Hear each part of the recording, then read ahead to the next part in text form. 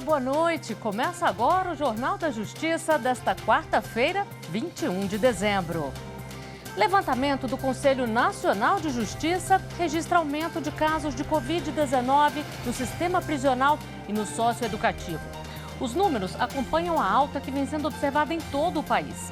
Este é um dos destaques da edição de hoje e você vai ver também. Tribunal Superior do Trabalho discute combate ao trabalho escravo e tráfico de pessoas com organismos internacionais. Ministério Público recomenda a inclusão de pertencimento étnico na carteira de identidade de indígenas da Paraíba. E a história de uma mineira que teve a paternidade reconhecida só aos 97 anos de idade.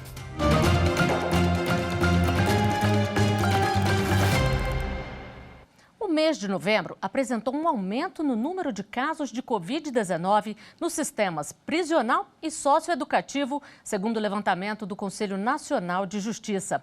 O monitoramento é realizado desde junho de 2020 para controlar a contaminação dentro das unidades. Foram registrados 130 novos casos nas penitenciárias e 84 em unidades socioeducativas. Já em outubro, os presídios notificaram 22 casos e as unidades de internação 55. De acordo com um boletim do Conselho Nacional de Justiça, 5 mortes pela Covid-19 foram registradas no total. Em relação à vacinação, 71% de presos e servidores tomaram pelo menos 2 doses da vacina. Entre os menores de idade, 81% estão imunizados. Isso permite, segundo o CNJ, que a visitação e a entrega de alimentos nas unidades continuem com poucas alterações. O monitoramento da situação da Covid-19 nos sistemas prisional e socioeducativo é realizado desde junho de 2020. O trabalho tem o apoio técnico do programa Fazendo Justiça, que conta com a parceria do PNUD, o Programa das Nações Unidas para o Desenvolvimento, para melhorar as ações do Poder Judiciário no campo da privação de liberdade. O Ministério Público Federal denunciou 5 pessoas por apropriação ilegal de recursos públicos destinados ao combate da Covid em município de Minas Gerais. As 5 pessoas denunciadas pelo MPF cometeram crimes de peculato e associação criminosa em um contrato celebrado pelo município de Divinópolis, em Minas Gerais, com a organização social Instituto Brasileiro de Desenvolvimento Social. O contrato previa a operação da unidade de pronto atendimento Padre Roberto Cordeiro Martins e também de um hospital de campanha instalado para o atendimento a pessoas infectadas com a Covid-19. Entre as irregularidades estão superfaturamento, direcionamento de contratações, precariedade dos procedimentos de compra e contratação, falhas e fraudes nos termos de contratos celebrados e falhas nas prestações de contas ao município. O ministro do Supremo Tribunal Federal, Ricardo Lewandowski, declarou a prescrição de um processo contra o ex-ministro da Fazenda, Guido Mantega. A ação, que tramitava no Tribunal de Contas da União, foi instaurada para analisar supostas irregularidades referentes à participação acionária do BNDES na Bertin SA. Após investimentos realizados pela BNDES Par na empresa em 2007, a Bertin foi incorporada pelo grupo JBS. A defesa de Mantega argumentou que, ao ser citado em setembro de 2020 para responder sobre fatos ocorridos 13 anos antes, o ex-ministro teria sofrido violações às garantias fundamentais previstas na Constituição Federal, notadamente a segurança jurídica. Em sua decisão, o ministro afirmou que, excetuados os ressarcimentos de valores em esfera judicial decorrentes da ilegalidade de despesa ou da irregularidade de contas, a aplicabilidade de sanções administrativas pelo TCU sofrem os efeitos da passagem de tempo, de acordo com os prazos previstos em lei. A legislação prevê que o prazo prescricional é de 5 anos para a ação no âmbito da administração pública federal, contado da data da prática do ato. Mantega foi citado mais de 8 anos após a data dos fatos apurados pelo TCU. Com autorização da Justiça, a Polícia Federal deflagrou hoje a Operação Juízo Paralelo para combater fraudes em alvarás judiciais. A investigação conseguiu evitar um prejuízo de quase 60 milhões de reais. A Polícia Federal deflagrou a Operação Juízo Paralelo para desarticular a organização criminosa que atuava na emissão fraudulenta de certificados digitais em nome de magistrados da Justiça do Trabalho para a expedição de alvarás ideologicamente falsos. Na ação, os policiais federais cumpriram 4 mandados de busca e apreensão expedidos pela 8ª Vara Federal Criminal do Rio de Janeiro, nas cidades de São Paulo, Guarulhos, Taubaté e São Caetano. A soma dos valores que se pretendia sacar com os alvarás falsificados era de aproximadamente 62 milhões de reais. O prejuízo efetivo à União foi de 4 milhões com saques indevidos por meio de alvarás fraudulentos. Os investigados responderão pelos crimes de organização criminosa, estelionato qualificado, falsidade ideológica e falsidade de documento público, com penas que, somadas, podem chegar a 24 anos de prisão. O podcast Supremo na Semana acaba de lançar um episódio bônus, com destaque para a conclusão do julgamento em que o tribunal considerou inconstitucional o orçamento secreto. Por maioria, o colegiado seguiu o entendimento da relatora das ações, ministra Rosa Weber, de que a falta de transparência na destinação dos recursos é incompatível com a Constituição Federal. O programa também aborda a decisão do ministro Gilmar Mendes sobre o pagamento de benefícios, visando garantir renda mínima aos brasileiros. E tem também o balanço feito pela presidente do Supremo das atividades do STF durante o ano. Um dos destaques é a redução do acervo, que conta hoje com cerca de 22 mil processos em tramitação, menor número dos últimos 27 anos. Esta edição do Supremo da Semana está disponível no Spotify e pode ser acessada também pelo site do STF. E daqui a pouco, o Ministério Público recomenda a inclusão de pertencimento étnico na carteira de identidade de indígenas da Paraíba. Continue com a gente.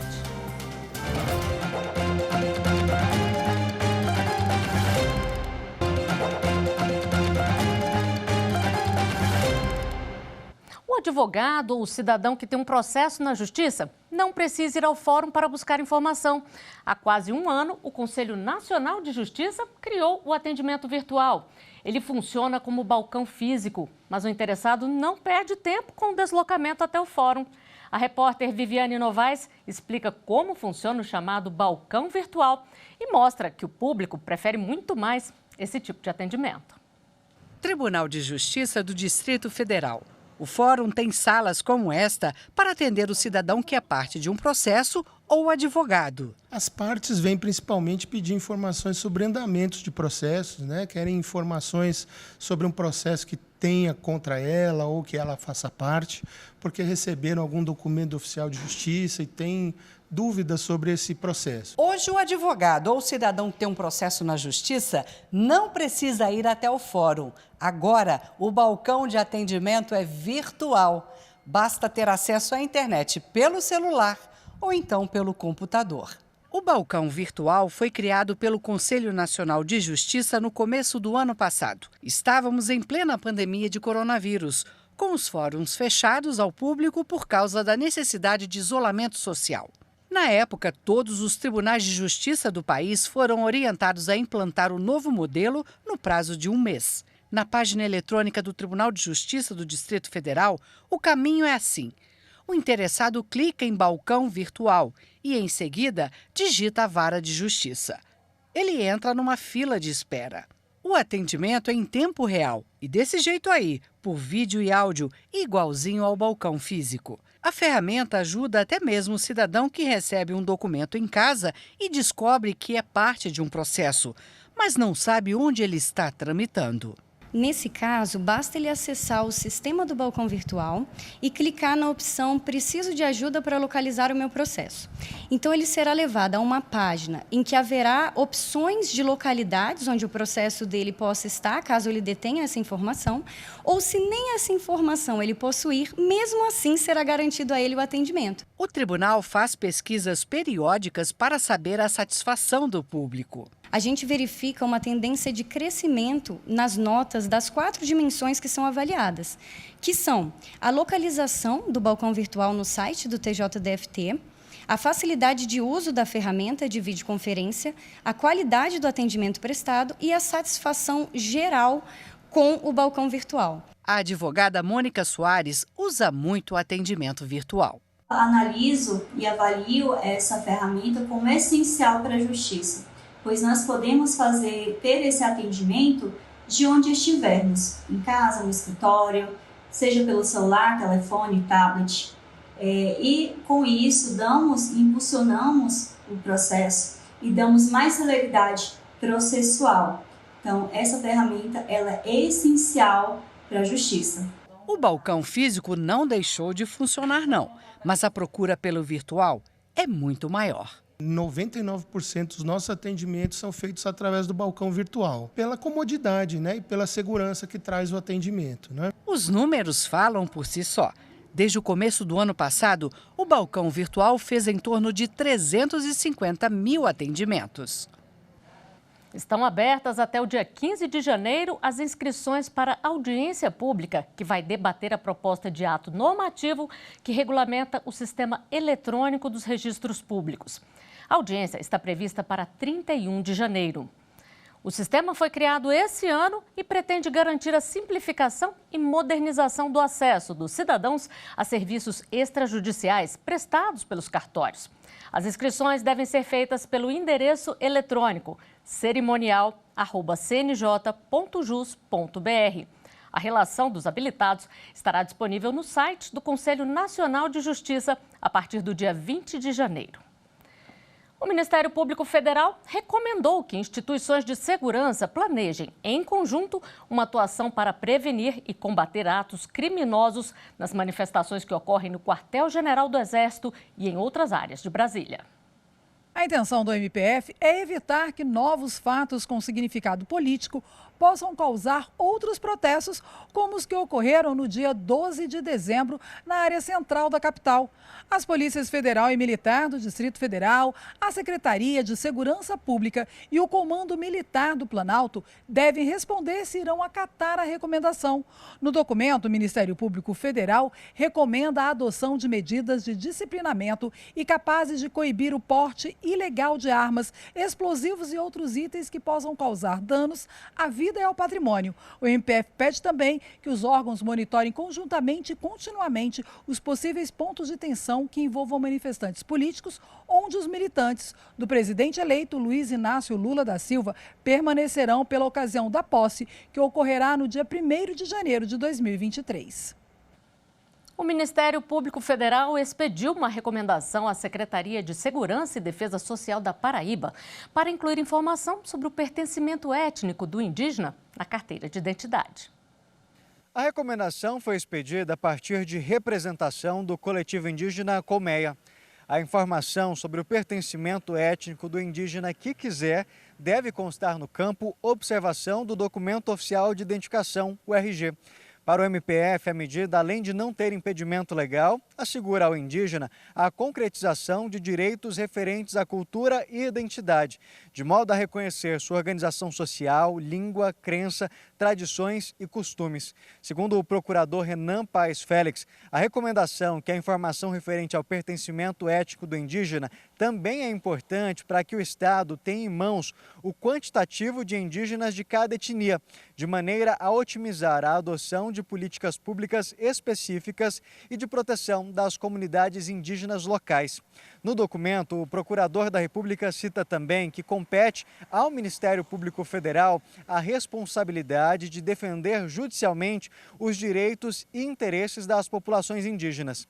O Estado da Paraíba tem agora o prazo de 15 dias para informar se acata a recomendação e apresente as ações e o cronograma previsto para o seu cumprimento, ou apresente uma justificativa que explique fundamentadamente os motivos pelos quais entende não ser possível o cumprimento da medida. O combate ao tráfico de pessoas foi tema de conferência no TST. O evento discutiu como países podem trabalhar em conjunto para combater o tráfico humano e o trabalho escravo. A Conferência sobre Enfrentamento e Combate ao Tráfico de Pessoas recebeu representantes dos Estados Unidos e da Organização Internacional de Polícia Criminal, Interpol. O evento foi direcionado a magistrados, membros do Ministério Público do Trabalho e servidores. O presidente do Tribunal Superior do Trabalho e do Conselho Superior da Justiça do Trabalho, ministro Lélio Bentes Corrêa, lembrou que o tráfico de pessoas é uma prática hedionda que também precisa ser combatida na Justiça do Trabalho. Nós temos condições de aportar a nossa contribuição, já que a nossa matéria essencial são os direitos humanos e o direito do trabalho. Mas também é um fenômeno para o qual é necessária a atenção de toda a sociedade. Uma das convidadas da conferência foi a diretora interina do Escritório de Monitoramento e Combate ao Tráfico de Pessoas do Departamento de Estado dos Estados Unidos, Carrie Johnston. Outro problema também é que nós estamos lutando ao redor do mundo, seja em qualquer governo ou na sociedade civil, também em organizações multilaterais, é entender os melhores dados, o que está acontecendo, quais são os casos. O evento também teve a presença de Valdeci Urquiza, primeiro brasileiro a assumir o cargo de vice-presidente para as Américas na Organização Internacional de Polícia Criminal, a Interpol. Valdeci, que é delegado da Polícia Federal aqui no Brasil, falou sobre a importância da elaboração de estratégias em parceria com órgãos internacionais. Esse é um fenômeno global que alcança a todos os países, quer seja países de origem das vítimas, de trânsito ou de destino, e apenas com um esforço coordenado, conjunto das diversas organizações governamentais e não governamentais de vários países é que podemos ter sucesso nessa batalha. O presidente do Tribunal Superior do Trabalho e do Conselho Superior da Justiça do Trabalho, ministro Lélio Bentes Corrêa, anunciou durante a conferência a criação da Comissão de Combate ao Trabalho Escravo, ao Tráfico de Pessoas e Proteção dos Trabalhadores Migrantes. A iniciativa é resultado da parceria do TST e do CSJT com o Ministério Público Federal, o Conselho Nacional de Justiça e a Interpol. O ministro Augusto César vai estar à frente dos trabalhos. Daqui a pouco, a história de uma mineira que teve a paternidade reconhecida só aos 97 anos de idade. Eu volto já.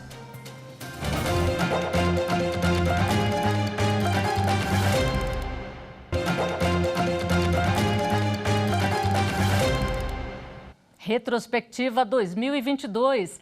Na série sobre as principais decisões do Supremo Tribunal Federal deste ano, vamos rever o julgamento que manteve a fórmula de cálculo do fundo eleitoral.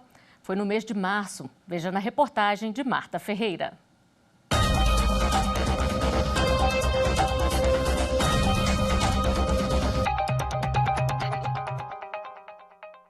O Partido Novo, autor da ação, questionou o dispositivo da Lei de Diretrizes Orçamentárias de 2022, que destina até 5,7 bilhões de reais ao fundo eleitoral. A alegação é de que o Congresso invadiu prerrogativa exclusiva do Poder Executivo para alterar os valores destinados ao fundo. Afirma ainda que o valor do repasse é inconstitucional e que houve desvio de finalidade na utilização de recursos públicos. No primeiro dia de julgamento, o relator ministro André Mendonça votou pela suspensão da eficácia da norma por afronta ao princípio da proporcionalidade. Na avaliação dele, o valor destinado ao fundo em 2022 deve ser o mesmo praticado nas eleições de 2020, de aproximadamente 2,1 bilhões de reais, com correção monetária pelo Índice Nacional de Preços ao Consumidor Amplo Especial, a contar do primeiro dia útil de junho de 2020. Conheço da presente ação direta de inconstitucionalidade e defiro a presente medida cautelar para fins de suspender a eficácia do artigo 12, inciso 27, da Lei Federal nº 14.194, de 20 de agosto de 2021, que dispõe sobre as diretrizes para a elaboração e a execução da Lei Orçamentária de 2022 e da outras providências.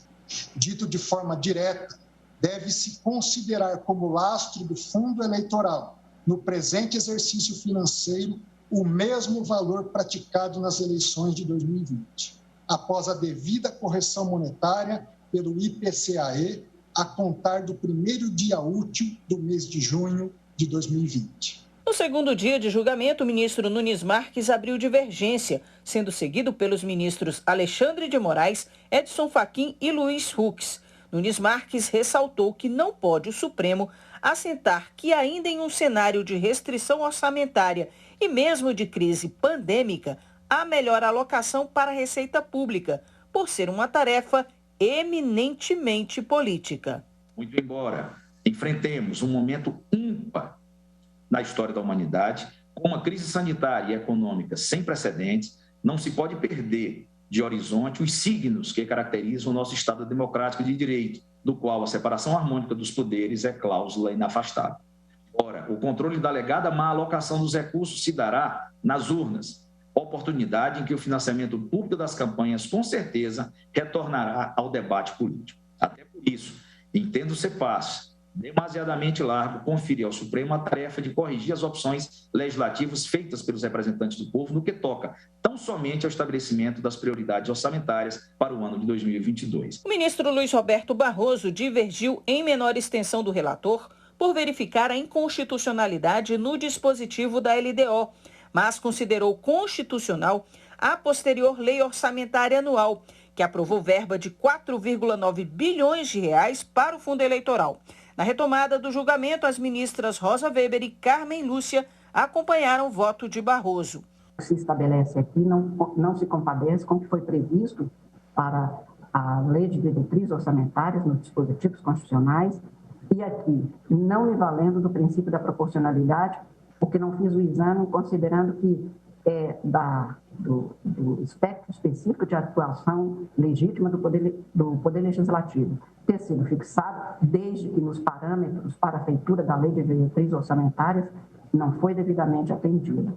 Os ministros Gilmar Mendes e Dias Toffoli acompanharam o voto do ministro Nunes Marques. Devemos ficar atentos para o risco de esvaziamento do escopo dessas emendas a partir do crescente remanejamento desses recursos para outras finalidades. Por maioria de votos, os ministros negaram liminar ao Partido Novo.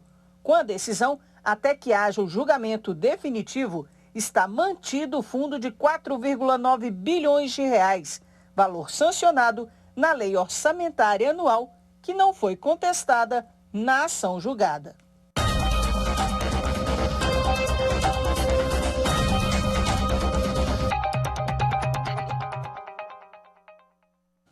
Conheça agora uma história emocionante de uma mineira que conseguiu ter a paternidade reconhecida somente aos 97 anos de idade.